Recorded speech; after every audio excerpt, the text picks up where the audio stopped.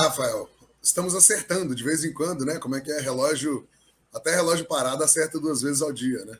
Porque essa Érica Cocai tem um vídeo que está viralizando dela. Ela é aqui de Brasília, infelizmente, né? Uma representante nossa aqui. Um vídeo que está circulando dela, ela falando com alguns seguidores, né? Respondendo a perguntas na live, falando sobre gordofobia, né? Das pessoas que são gordes, né? Gordes, eles falam igual o Mussum agora. Eles querem institucionalizar.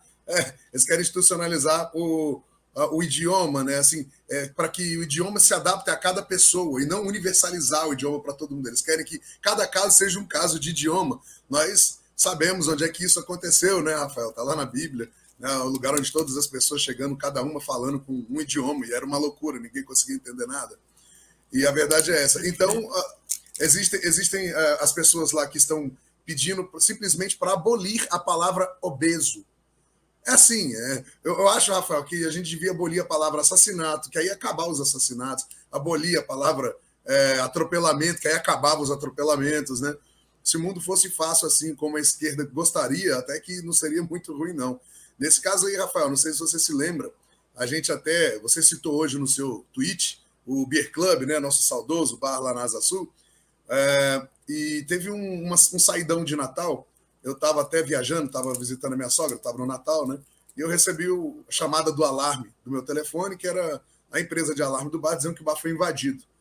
Um cidadão que estava num saidão desse de Natal, drogadaço, quebrou o vidro da loja, entrou lá, começou a tocar o alarme, ele ficou nervoso. Sei que ele conseguiu roubar uma garrafa de Campari, Rafa, e saiu correndo. Deu para ver nas câmeras, sabe?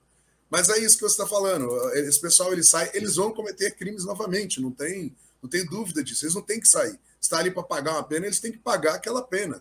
Né? Eles têm que pagar aquela pena, não tem que ter mordomia, não tem que ter nada. E lá na China eu lembro-me muito bem, o ordenamento jurídico penal deles, né, em termos de tempo de prisão, é muito parecido com o nosso. Claro, com a diferença de que eles têm a pena capital, a gente não tem. Mas o deles também não passa de 15 anos e tal, tem regressão de regime.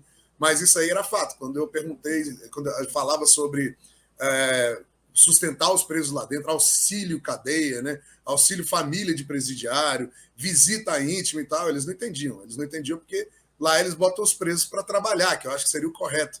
O preso ele tem que pagar pela estadia dele na cadeia. E não a gente tem que pagar pela estadia do preso na cadeia. Eu tenho certeza que para muita gente morar na cadeia é até melhor do que morar fora dela. Né? Então é um absurdo a gente ter que sustentar vagabundo preso, e sem que eles trabalhem, sem que eles façam nada, ou seja, não tem retorno à sociedade. Né? Eles ficam lá presos e a gente está gastando dinheiro com eles. Muitos ficam lá por 10 anos, 12 anos, a gente fica 12 anos com dinheiro público sustentando um vagabundo lá na cadeia, que muitas vezes, igual você falou, além de não se ressocializar, ele sai ainda pior. Né? Normalmente, das cadeias do Brasil, os presos saem ainda pior. Então, Rafael, eu sou totalmente a favor do projeto, ainda bem que foi aprovado na Câmara, vamos ver como é que vai tramitar isso aí daqui para frente, e lamento muito por essa nossa esquerda burra, né, que está sempre querendo atrasar o Brasil. Mas, felizmente, parece que o negócio está tomando um rumo, Rafael. Muito obrigado, Eduardo Meira. Eu vou passar a palavra para o Ítalo. Ítalo, e também, né, o Eduardo acabou de comentar sobre gordofobia. Pessoal, isso aí, tente falar, não pense que o mundo está indo para o lugar errado, não. Porque 2/3 da humanidade não é estúpida quanto o Ocidente, tá? Se você falar gordofobia na Indonésia, eles vão rir da sua cara. Eles não sabem, primeiro que eles não entendem o que significa. Segundo que eles vão rir. Se você falar isso na China, também, se você falar em Bangladesh, tal, é ridículo. Essas são todas agendas de esquerda, né? Não tem gordofobia, isso é palhaçada, isso é ridículo, né? Todo teu amigo balofo, né? Um bolo fofo, isso é comum, isso existiu a vida toda. Normalmente são as pessoas mais simpáticas da turma. É ridículo. Eles, a esquerda, tem preconceito, ela estimula o preconceito de várias formas, né? De homem contra mulher, de mulher contra homem, de negro contra branco, de sul contra norte, de rico contra pobre e vice-versa. É assim que acontece. A esquerda trabalha o tempo todo para criar cisões e conflitos sociais. Vamos lá, Ítalo, seu comentário sobre a saidinha. Essa notícia foi de fato importante e positiva para a população brasileira. Ítalo. Não, sem dúvida, sem dúvida. É bom lembrar o seguinte, tá? O governo Bolsonaro foi o primeiro governo que colocou segurança pública acima do interesse da economia. Isso foi um discurso de 2018, que venceu a eleição em 2018, foi o primeiro candidato a ser eleito com um discurso que priorizava mais as questões de segurança pública do que a questão econômica, porque é preciso que o brasileiro pare de morrer. É preciso que o brasileiro pare de morrer. E estamos conseguindo, né? Nós tínhamos, em 2018, nós tínhamos 61 mil mortes violentas, agora temos 40 mil mortes violentas. Ainda tem muito trabalho para fazer, mas diminuímos 1/3, né, das mortes violentas no Brasil em mandato, no período de um mandato, né?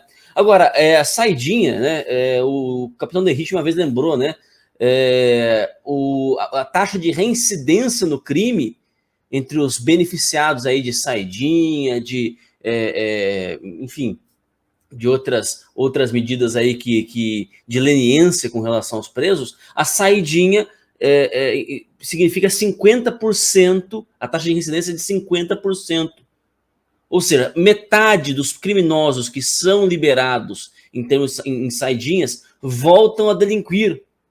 Então, essa história da Érica Cocai de falar que não, só estamos liberando aqueles que já estão preparados para o convívio social, só se for o convívio social dela. Só se for o dela, porque o meu não é. Você me trazer 4 pessoas para dentro da minha casa e dizer, senhora, dessas 4 aqui, 2 delas vão cometer um crime na sua casa, você vai deixar as 4 entrarem?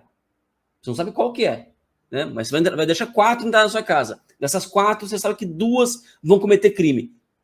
Você não vai fechar a porta da sua casa, vai trancar a porta da sua casa e não deixar ninguém entrar? É a mesma lógica. A sociedade é nossa casa. Então, só se for o convívio dela, que está acostumado aí com metade de bandidos, né?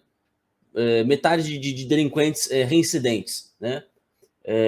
Enfim, é simples, é simples. Eu acho que tá de parabéns aí a Câmara por fazer por aprovar isso daí, entendeu?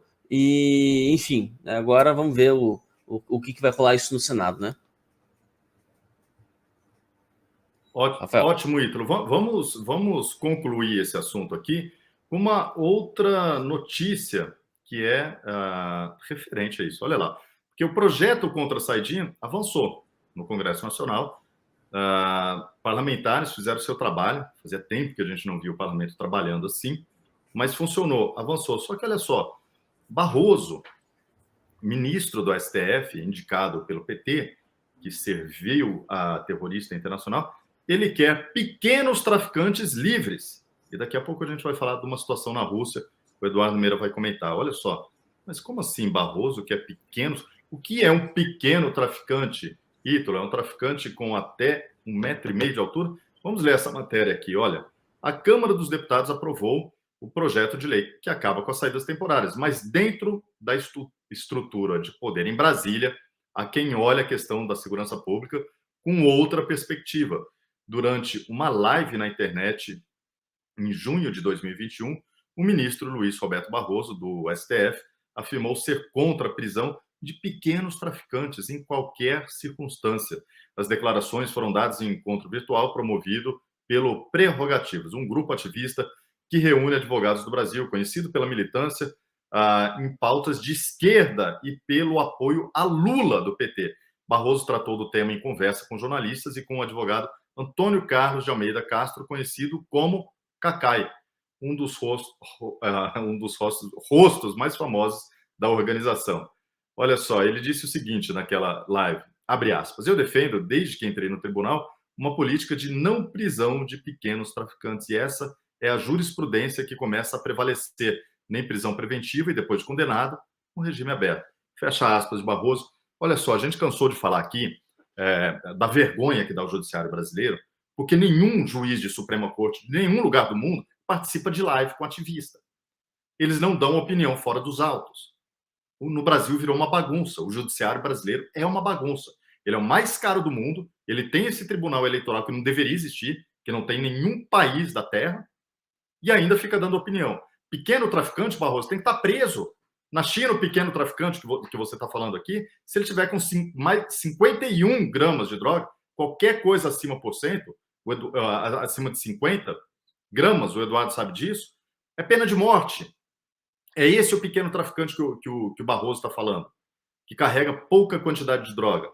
Porque nós sabemos que os partidos de esquerda na América Latina inteira recebem recursos do crime organizado, normalmente do narcotráfico. Eles são a favor das drogas.